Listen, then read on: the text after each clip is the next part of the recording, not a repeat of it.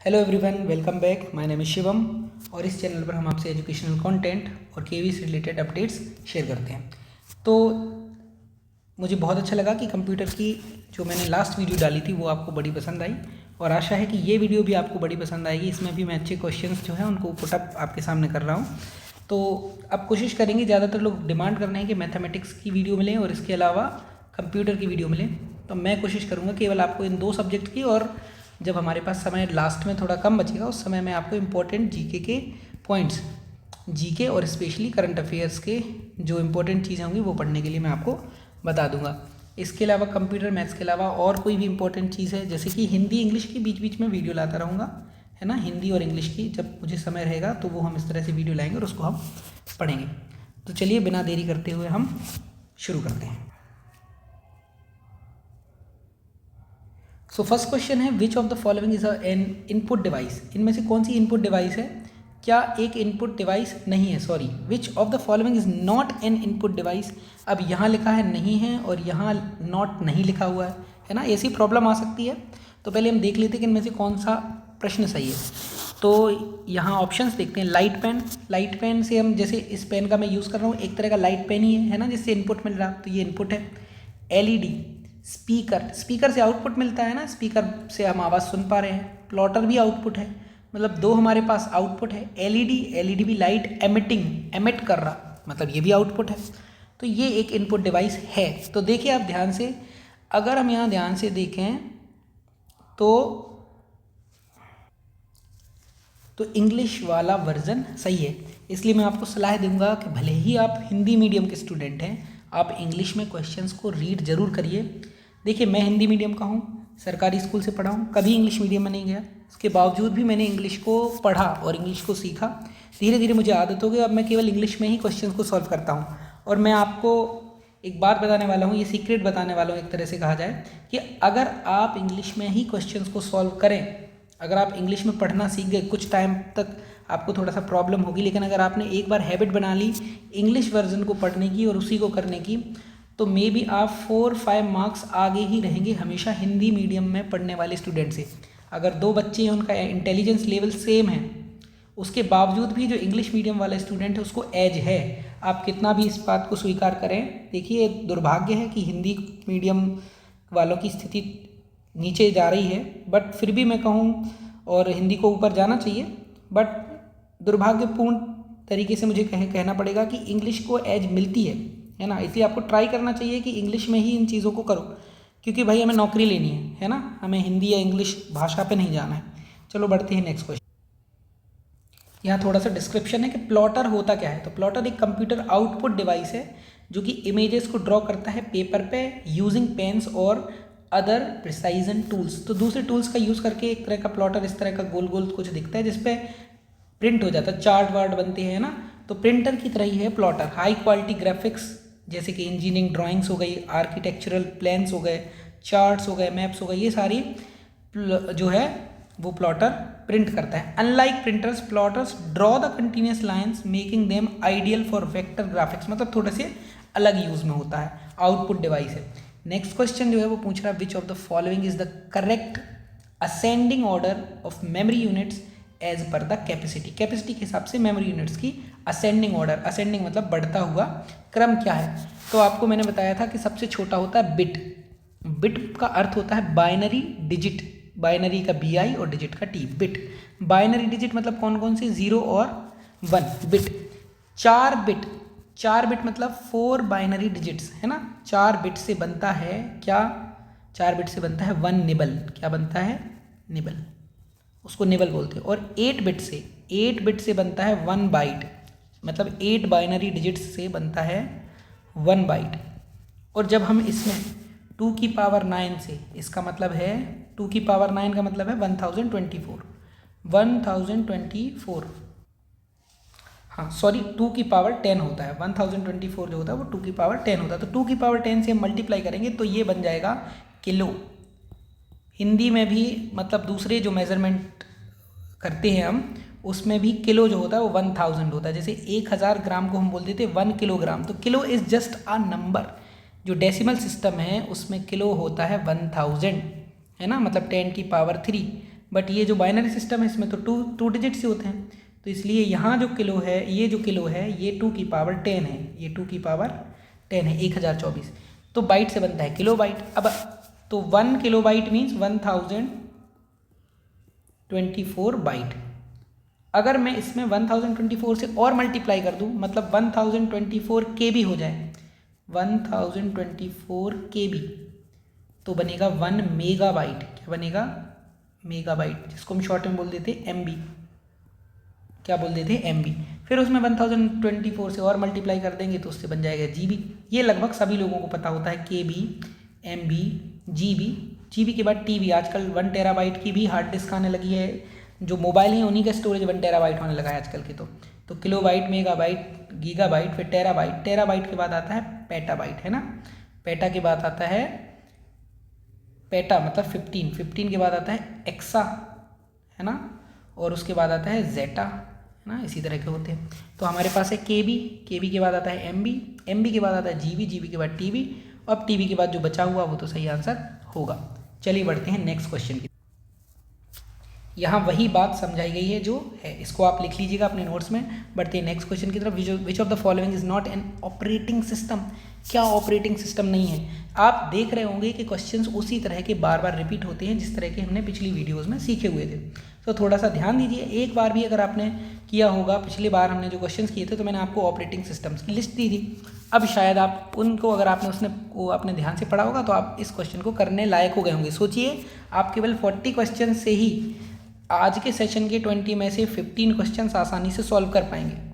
तो आप ऐसे 4-5 सेशन ले लेंगे ना, तो आप पेपर में आराम से 20 में से 15 प्लस सॉल्व कर पाएंगे। ये मुझे लग रहा है, मेरा विश्वास है ऐसा। तो कौन सा ऑपरेटिंग सिस्टम नहीं है? एंड्रॉयड ऑपरेटिंग सिस्टम है, उसी पर तो हमारा मोबाइल वर्क करता है। लिनक्स ऑपरेटिंग सिस्टम है, लेकिन MS ऑफिस कोई ऑपरेटिंग सिस्टम नहीं है, ये तो ऐप है एक, है ना, जिस पे हम क्या बनाते हैं।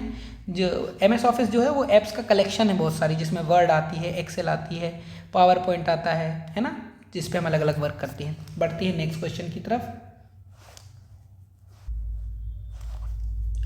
Dash is not an antivirus software. इनमें से कौन सा एंटीवायरस सॉफ्टवेयर नहीं है? तो नॉर्टन एंटीवायरस है, मैकेफी एंटीवायरस सॉफ्टवेयर है, क्विक हील जिसकी चर्चा लास्ट वीडियो में मैं करना चाहता था वो भी एंटीवायरस का सॉफ्टवेयर है। बट टैली तो क्या करते हैं, एक तरह का फाइनेंशियल मैचिंग के लिए सॉफ्टवेयर है ना, वो लोग मैच करते हैं, मिलान करते हैं। टैली का मतलब ही होता है मिलान करना, है ना, चेक करने के लिए। तो ट्रांजेक्शन्स को चेक करने के लिए, मिलाने के लिए इस सॉफ्टवेयर का यूज़ होता है। कोई एंटीवायरस सॉफ्टवेयर नहीं है। आगे डिस्क्रिप्शन भी होगा इसका। कुछ फेमस वेल नोन आपके सामने एंटीवायरस जो है उनके नाम लिख दिए, इनको एक बार ध्यान से देख लीजिएगा, लिखने की भी जरूरत नहीं है। तो इससे क्या होगा कि अगर कुछ और इसी तरह का प्रश्न आया कि इनमें से कौन सा एंटीवायरस है, कौन सा एंटीवायरस नहीं है, तो आपको शायद याद आ जाए कि हाँ, इसको मैंने पढ़ा हुआ था। चलिए नेक्स्ट क्वेश्चन है, ये ही सफल सिस्टम। कोई बोलता है कि सफल का पेपर कैसे आना है, सफल का पैटर्न क्या है? तो जो इस प्रकार के प्रश्न हैं जो कि किसी स्टोरी से रिलेटेड हैं, जो रियल लाइफ से कनेक्ट करना चाह रहे हैं, ऐसे प्रश्न जो होते हैं वही सफल का पैटर्न है एक्चुअली, है ना। तो मैं सफल के पैटर्न पर भी आपको पेपर दिखाऊंगा कुछ देर बाद, और ऐसे ही प्रश्न आएंगे। ये कोई अलग प्रश्न नहीं है, ऐसा कोई हवा नहीं है, कोई बड़ी चीज़ नहीं है कि सफल पे आ रहा है तो बहुत बड़ी बात हो जाएगी। ऐसे ही प्रश्न आएंगे, है ना। तो अगर मैं सीधा भी पूछ लूँगा अगर कि ये चीज़ किसके काम में आती है, तो भी आपसे बन जाएगा, और एक कहानी के तौर पर पूछूंगा तो भी आप समझ जाएंगे। अगर आपको नहीं आ रहा होगा तो सीधा सीधा आएगा तो भी नहीं आएगा, और कहानी के तौर पर आएगा, इस तरह से कॉम्पिटेंसी बेस्ड आएगा तो भी आपको नहीं आएगा। दोनों में एक ही स्थिति है, आपको पहले अपने कॉन्सेप्ट्स क्लियर करने पड़ेंगे। तो चलिए देखते हैं। Fardeen Sial is working on his project report and is interested in typing the same using an easy to use software with formatting, page setting, styling features. Which of the following will be ideal for the same. Hindi में भी बता देते हैं कि एक फरदीन सियाल व्यक्ति हैं, वो अपनी जो उनकी रिपोर्ट है, प्रोजेक्ट रिपोर्ट, उनको एक ईजी से सॉफ्टवेयर में टाइप करना चाह रहे हैं। तो देखो, सबसे पहले कि आप, अगर आपको मैं कहूँ कि प्रिंसिपल को एक लेटर लिखो, तो आप कहाँ टाइप करोगे, है ना। तो आपके सामने ऑप्शन है एक्रोबेट रीडर। अगर आप नहीं भी जानते तो आपको पता है रीडर रीड करेगा, है ना। कैल्क, ये सुना सुना लग नहीं रहा है। नोटपैड पे लिख सकते हैं, बिल्कुल लिख सकते हैं। और MS वर्ड पे भी लिख सकते हैं, ये भी टाइप। लेकिन हमें क्या करना है, हमें थोड़ा पेज की सेटिंग भी करनी है, हमें स्टाइलिंग भी करनी है, और क्या करना है, फॉर्मेटिंग भी करनी है। क्या करनी है, उसका प्रॉपर प्रारूप बनाना है। किसी को लेफ्ट अलाइन करना, किसी को राइट अलाइन करना है ना, और टेबल बनानी, बहुत सारी चीज़ें करनी है जो कि नोटपैड नहीं दे पाता लेकिन MS वर्ड दे पाता है, इसलिए इसका सही आंसर होगा MS Word. So Amritya Veena is planning to connect 15 computers of a training centre using Ethernet cable. बार बार आ रहा है आपको ईथरनेट केबल, 2 कंप्यूटर एक साथ जुड़े हैं, 4 प्रिंटर एक साथ जुड़े, इसी तरह के बार बार प्रश्न आ रहे हैं, तो आपको पता होना चाहिए कि इसमें क्या आंसर होना चाहिए। बाकी हाँ, यहाँ प्रश्न कुछ और है, which one of the following devices should she use for the same. अगर उसको 15 कंप्यूटर्स एक साथ कनेक्ट करने हैं तो कौन सी डिवाइस यूज़ करना चाहिए। बिल्कुल सिमिलर तरह का क्वेश्चन है जो पिछली वीडियो में हमने डिस्कस किया था, इसका सही आंसर होगा स्विच।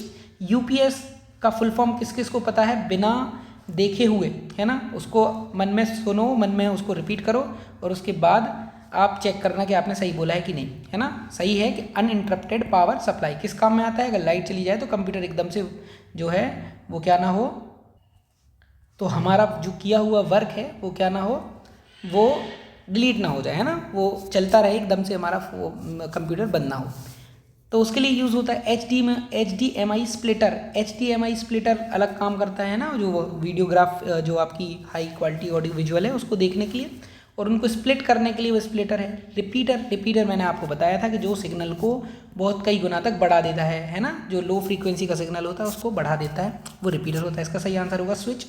पिछले क्वेश्चंस का कुछ डिस्क्रिप्शन आपको दिया गया है। कैल्क एक्चुअली कैलकुलेटर ऐप को बोलते हैं। नोटपैड एक सिंपल टेक्स्ट एडिटर है। MS वर्ड प्रोसेसिंग सॉफ्टवेयर है। और एक्रोबेट रीडर क्या है, PDF को देखने वाली ऐप। जो आपके पास अगर कंप्यूटर होगा, PC होगा, तो उसमें जो कंप्यूटर को जो PDF देखने वाली पुरानी ऐप होगी वो एक्रोबेट रीडर ही होगी, एडोबी का है ना, एडोबी का सॉफ्टवेयर है। चलिए आगे बढ़ते। सो UPS स्विच, यहाँ मैंने आपको डिस्क्रिप्शन दे दिया है, इसको पढ़ लेना और चाहें तो नोट भी कर सकते हैं क्योंकि इसी तरह के क्वेश्चन आपको देखने को मिलेंगे। आज अगर UPS पे क्वेश्चन आया है, स्विच पे आया है, तो हो सकता है कल रिपीटर पे आए या HDMI स्प्लिटर पे आ जाए। विच of the following ports is the most primitive for connecting a video output device on a PC, a laptop. मतलब अगर आपको किसी कंप्यूटर लैपटॉप से वीडियो आउटपुट यंत्र को जोड़ना है ना, तो सबसे पुराना पोर्ट क्या है, मतलब सबसे पहले इनमें से क्या आया था। प्रिमिटिव का मतलब होता है ना, आदि मानव को बोला जाता था, जो प्रिमिटिव्स होते थे, है ना। तो एक तरह से आपसे ये पूछ रहा है कि सबसे पहले क्या आया इनमें से, सबसे पहले क्या आया। तो HDMI है, PS2 है, VGA है या USB है। तो इनमें से हमें वीडियो आउटपुट का पोर्ट देखना है। तो वीडियो आउटपुट का जो पोर्ट है, सबसे पुराना पोर्ट है, वो है VGA। इसका फुल फॉर्म किस किस को याद है वो कमेंट सेक्शन में लिखो। यहाँ आपके सामने डिस्क्रिप्शन है, क्या पहले आया है ना और क्या बाद में आया, और इस तरह से आपके लिए इसमें डिस्क्रिप्शन, आप इसको पढ़ लीजिएगा। आगे बढ़ते हैं। Which is the term used for 4 bits together. मतलब 4 बिट्स अगर एक साथ मिल जाए तो उसको क्या बोलते हैं इनमें से। अभी थोड़ी देर पहले मैंने वीडियो में डिस्कस किया था, अगर आपने ध्यान से देखा है तो आप समझ पाएंगे। तो आप इसका आंसर दीजिए, है ना। बढ़ते हैं नेक्स्ट क्वेश्चन। यहाँ फिर इन्फॉर्मेशन दी गई है जो मैंने आपको पहले ही बता दिया था, इसको आप एक बार लिख सकते हैं। और इस तरह की इन्फॉर्मेशन हर क्वेश्चन के बाद ऐड करने में बहुत मेहनत लगती है, और मैंने सारे ऑप्शंस आपके लिए एक्सप्लोर किए हैं। तो आप अगर ध्यान से इस वीडियो को देखेंगे तो आपकी तैयारी निश्चित रूप से हो जाएगी कंप्यूटर के लिए। Dash is a file extension of an image file. मतलब इमेज फाइल के फाइल एक्सटेंशन इनमें से क्या है। तो MP3 तो सॉन्ग होते हैं। कभी आप कोई भी अपना आपके मोबाइल में कोई भी जो है गाना सेव हो ना, तो उसको आप देखना, तो पीछे आपको MP3 या फिर डॉट, है ना, WAV, इस तरह की कोई चीज़ें मिलेंगी।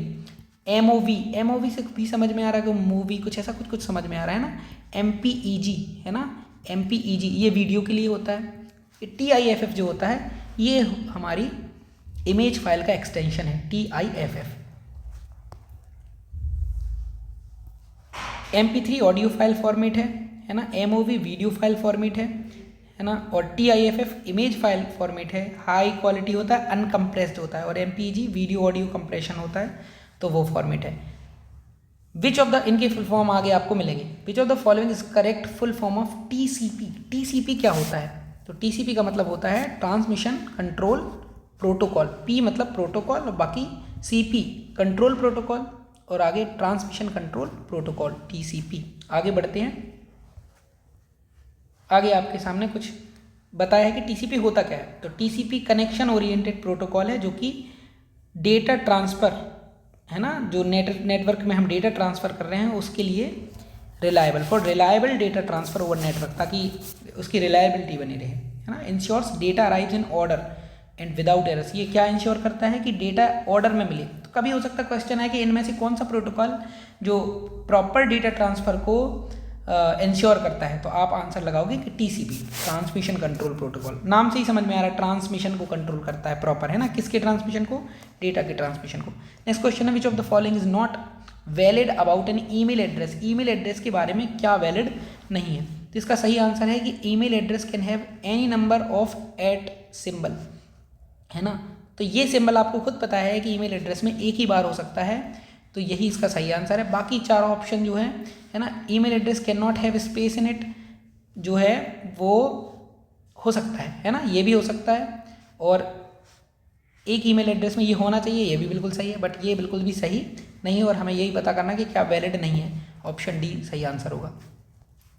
आपके सामने बताया गया कि ईमेल एड्रेस अगर वैलिड रखना है तो क्या क्या होना चाहिए। For a valid email address क्या क्या होना चाहिए? Spaces, space, special character like, ये काम कर सकते हैं लेकिन ये काम नहीं कर सकते, है ना। एट द रॉन्ग प्लेस, मतलब ये चीज़ें नहीं होना चाहिए। Multiple at symbol, missing domain name और एक्सटेंशन, मतलब एक्सटेंशन या फिर डोमेन नेम मिस नहीं होना चाहिए। नेक्स्ट क्वेश्चन है, the following is the combination key of combination of keys use to copy a selected text in word processing software. मतलब Word software है, एमएस वर्ड है, कोई भी और दूसरा है, उसमें आपको लिखित सामग्री को कॉपी करना है ना। तो कॉपी करने के लिए कौन सा? तो कॉपी करने के लिए आपको पता है Ctrl+C होता है, पेस्ट करने के लिए Ctrl+V होता है, और कट करने के लिए, कट का ऑप्शन ही आपको समझ में आ रहा है, Ctrl+X होता है। नेक्स्ट क्वेश्चन है, dash is used to quickly apply the same formatting such as colour, font style, size और border style to multiple pieces of text और ग्राफिक्स। तो ये कह रहे हैं कि अलग अलग लिखित सामग्री या ग्राफिक्स को समान रंग, फॉन्ट, आकार, सीमा रेखा में प्रबंधित करते हुए एक प्रारूप में लाने के लिए किसका यूज़ करते हैं। अच्छा, ये समझो कि मैं कोई एक्सेल फाइल बना रहा था एक्चुअल में, है ना। मान लो मैं किसी के अपने बच्चों के मार्क्स एंटर कर रहा था टेस्ट के। तो हुआ क्या कि कुछ बच्चों के मार्क्स, कुछ बच्चों का मैंने नाम लिखा, फिर मैंने एक एक्स्ट्रा सेल जो है, एक्स्ट्रा रो को ऐड किया। एक्स्ट्रा रो ऐड की तो क्या हुआ, उसकी अलग से सेटिंग थी। तो जब मैं बच्चों के नाम लिख रहा था तो वो बीच के बीच लिख रहे थे ऐसे, लेकिन जो मैंने एक्स्ट्रा सेल लिखी ना, उसमें साइड में आ रहा था इस तरफ। मतलब अगर सेल ऐसी दिख रही है तो बच्चे का नाम इस तरफ आ रहा है, मान लो। अब मुझे चाहिए, अब मैंने और सेल ऐड की, उसमें भी इस तरफ आता जा रहा है। अब मुझे चाहिए कि इसकी तरह ही रहे, और अगर मैं यहाँ बोल्ड लेटर्स का यूज़ कर रहा हूँ तो यहाँ भी बोल्ड लेटर्स हो। अगर मैं यहाँ फॉन्ट साइज 18 यूज़ कर रहा तो यहाँ भी 18 रहे। तो मैं क्या करूँगा, एक ऐसा ऑप्शन यूज़ कर दूंगा जो इन सारी सेल्स पर अप्लाई हो जाएगा। तो जो फॉर्मेटिंग, मतलब जो फॉन्ट की साइज़, अगर वो बोल्ड है या फिर नॉर्मल है या इटैलिक है, या उसका स्टाइल कैसा है ना, या हिंदी या फिर लेफ्ट अलाइन है या राइट अलाइन है या सेंटर में अलाइन है। तो अगर मैं सेम सेटिंग अप्लाई करना चाह रहा हूँ तो यहीं एक्सेल में और वर्ड में एक क्या होता है, एक टूल होता है जिसको हम बोलते हैं फॉर्मेट पेंटर। फॉर्मेट पेंटर, इस टूल का यूज़ कर लेते हैं ना, तो सारी की सारी फॉर्मेटिंग ऑटोमेटिकली अप्लाई हो जाती है। चलिए बढ़ते हैं नेक्स्ट क्वेश्चन की तरफ। Dash are the visual effects which appear in PowerPoint when one slide moves to the next. जब एक स्लाइड अगली स्लाइड की ओर जाती है तो जो विजुअल इफेक्ट्स दिखते हैं, एकदम से पता चला स्लाइड ऊपर से जा रही है, नीचे से आ रही है, बाजू से, है ना, या फ्लिप टाइप की हो रही है, या फिर एकदम से गायब होकर दूसरी आ रही है, इसको ट्रांजिशंस बोलते हैं। ये तो आप वीडियो में भी करते हैं, ये ट्रांजिशंस कहलाते हैं। आगे बढ़ते, the following is not by default installed with M S Windows. M S Windows में क्या बाय डिफ़ॉल्ट इंस्टॉल्ड नहीं रहता है, एम एस विंडो में क्या नहीं मिलता एक्चुअल में, है ना। तो M S Paint, Notepad, M S PowerPoint या फिर क्लॉक, तो ये एम एस ऑफिस में आते हैं। ये क्लॉक जो होता है, तो क्लॉक भी, हाँ, क्लॉक भी एम एस विंडोज़ में इंस्टॉल होता है। हाँ, एम एस विंडोज़ की बात हो रही है, एम एस ऑफिस की बात नहीं हो रही है ना। मतलब जब भी आप पीसी खरीदोगे तो उसमें जो विंडोज़ मिलेगी उसमें क्या अनिवार्य रूप से नहीं होता, मतलब ज़रूरी नहीं कि हो भी सकता है, नहीं भी, डिफ़ॉल्ट नहीं मिलेगा, है ना। तो हाँ, आपको नोट पैड मिल जाएगा, पेंट मिल जाएगा और क्लॉक मिल जाएगी, लेकिन पावर पॉइंट नहीं मिलेगा। उसके लिए आपको एम एस ऑफिस जो है वो पूरा इंस्टॉल करना पड़ेगा, है ना। अलग से MS ऑफिस के अंदर एक्सेल मिलेगा, पावर पॉइंट मिलेगा, वर्ड मिलेगा। तो हो सकता है अगली बार क्वेश्चन आ जाए कि इनमें से कौन सा अनिवार्य रूप से नहीं होता और यहाँ पावर पॉइंट की जगह पे ऑप्शन एक्सेल रख दें या वर्ड रख दें। इसका सही आंसर होना चाहिए MS पावर पॉइंट। बढ़ते हैं नेक्स्ट क्वेश्चन की। MS Office does not contain the following as its part. देखिए उसी तरह का प्रश्न आ गया कि MS ऑफिस में कौन सा MS ऑफिस का पार्ट नहीं है। तो पावर पॉइंट है, वर्ड है, एक्सेल है, लेकिन MS पेंट जो है वो उसका पार्ट नहीं है, MS ऑफिस का पार्ट नहीं है। यहाँ मैंने आपको लिस्ट दे दी है ऐप्स की कि कौन कौन MS ऑफिस की ऐप्स होती हैं। वर्ड होती है, एक्सेल होती है, पावर पॉइंट, और सबका काम भी बता दिया किसका काम क्या होता है। एक्सेल का काम स्प्रेड शीट्स, वो शीट्स की तरह होता है ना, एक्सेल शीट्स जो होती हैं। और वन नोट का क्या काम है, एक्सेस, MS एक्सेस का काम है डेटाबेस मैनेजमेंट करना। आउटलुक का काम ईमेल भेजना है ना। पब्लिशर हो गया, डेस्कटॉप पब्लिशिंग का काम है। टीम्स का क्या काम है, विजन का क्या काम है, और प्रोजेक्ट का क्या काम है। नेक्स्ट क्वेश्चन है कि which of the following is not a basic function of MS Excel. MS Excel का मेन फंक्शन क्या है। बहुत सारे फॉर्मूले होते हैं, उनमें से क्या फंक्शन नहीं है। तो इसी तरह का प्रश्न लास्ट जो हमारी सीरीज़ की वीडियो है उसमें भी था। मल्टीप्लाई, डिवाइड, इनके सीधे सीधे आप चाहें तो जो सिंबल्स होते हैं उनका यूज़ करके प्लस माइनस हो जाते हैं, इनके लिए कोई फॉर्मूला यूज़ नहीं करना पड़ता। काउंट, सम, मैक्स, ये सारे फंक्शन जो होते हैं बेसिक फंक्शन होते हैं एक्सेल के, है ना। जैसे काउंट है, काउंट कैसे, मान लीजिए हमने इतनी सारी सेल्स में कुछ लिख दिया, अब हमें एकदम से देखना है कि यहाँ से यहाँ तक कितनी सेल्स हैं टोटल, तो हम उनको सिलेक्ट कर लेते हैं, काउंट फंक्शन का यूज़ कर लेते हैं, तो पता चल जाता है कि यहाँ तक 25 सेल्स हैं या 30 सेल्स हैं। सम, मान लीजिए आपने पूरे महीने का खर्च जोड़ लिया कि इस दिन मैंने ये खर्च किया, इस दिन, अब इसको सबको जोड़ना है तो आप नीचे सम फंक्शन लगाओगे और कहोगे कि C1 सेल से C20 तक का सम कर दो, तो वो सम कर देगा, है ना। वैसे ही होता है। मैक्सिमम आपको पता करना है कि कौन सी मैक्सिमम वैल्यू है। छोटी सी अगर वैल्यूज़ लिखोगे, मतलब आप 8-10 दिन का डेटा रखोगे तो उसमें तो आपको मैक्सिमम वैल्यूज़ अलग से दिख जाएगी। बट सोचो कि आपने 10,000 लोगों का डेटा लिखा है, सबकी सैलरी लिखी है, तो आप कैसे पता करोगे किसकी सैलरी सबसे ज़्यादा है। एकदम से नहीं दिख रहा आपको, है ना। तो आप नीचे मैक्स का यूज़ करके पता कर लोगे कि मैक्सिमम किसकी है। ऐसे मिनिमम का यूज़ करके भी पता कर सकते हो, मैक्सिमम मिनिमम वैल्यू, है ना। आगे बढ़ते हैं नेक्स्ट क्वेश्चन की तरफ। Which of the following is true about cell range in MS Excel. MS Excel में रेंज के बारे में क्या उचित है, क्या सही है। रेंज क्या है, collection of chosen cells, collection of formula, collection of values, collection of occupied cells. Occupied का मतलब भरी हुई सेल्स है ना। तो भरी हुई सेल्स हैं वो रेंज बताती हैं कि चयनित सेल्स, जो सेल्स आपने चयनित की, तो फॉर्मूले में आप जो सेल्स को चूज़ करते हो ना, वो एक्चुअली रेंज को बताती हैं कि भाई C1 से C20 तक आपने फॉर्मूले में बताया कि मुझे यहाँ से लेके यहाँ तक का चाहिए, तो actually collection of chosen cells होता है सेल रेंज। हो सकता है कि कोई कहे कि collection of occupied cells, but actual answer इसका होना चाहिए कलेक्शन ऑफ चोजन सेल्स, है ना। इसकी हमारे पास आंसर की नहीं है, but may be one should be the answer. Okay, which of the following can not be reported as cyber crime. किसको हम साइबर क्राइम नहीं कह सकते। तो थ्रेटनिंग, किसी को थ्रेट करना ऑन सोशल मीडिया प्लेटफॉर्म, मतलब सोशल मीडिया पे किसी को धमकाना, तो ये तो भाई साइबर क्राइम है। शोरूम से नई हार्ड डिस्क चुरा लेना, है ना, ब्रांड न्यू हार्ड डिस्क, तो लग रहा है जैसे कि कंप्यूटर की कोई चीज़ चुराई है, but it's not cyber crime, है तो चोरी हो गई, तो यही हमारा सही आंसर होगा। नीचे के दो ऑप्शन पढ़ लेते हैं। Sharing of pornographic content online without age restriction, मतलब आप एज रेस्ट्रिक्शन के बिना, कम आयु के जो वर्ग है ना, कम आयु का वर्ग है, उसके बिना भी आप अश्लील सामग्री वितरण करोगे तो साइबर क्राइम माना जाएगा, है ना। और किसी के ऑनलाइन बैंक खाते में सेंध लगा के पैसों की हेराफेरी करोगे तो वो भी साइबर क्राइम है। ऑप्शन बी जो है इसका सही आंसर है।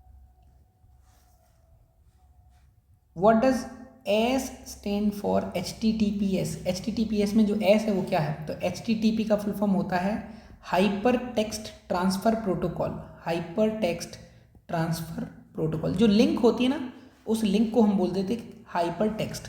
लिंक को क्या बोलते हैं, हाइपर टेक्स्ट। और जब आप लिंक पे क्लिक करते हो तो फिर कोई वेबसाइट खुलती है, कोई वेब पेज खुलता है, तो एक तरह से हाइपर टेक्स्ट ट्रांसफ़र हुआ, तो वो किस रूल के थ्रू, किस प्रोटोकॉल के थ्रू ट्रांसफ़र होगा, उसी को बोलते हैं HTTP। अगर वो वेबसाइट सिक्योर नहीं है तो उस पर HTTP आएगा, वो प्रोटोकॉल काम करेगा, और अगर वो वेबसाइट सिक्योर है, आपका डेटा नहीं ले रही है ना, तो HTTPS आता है, तो S का मतलब है सिक्योर।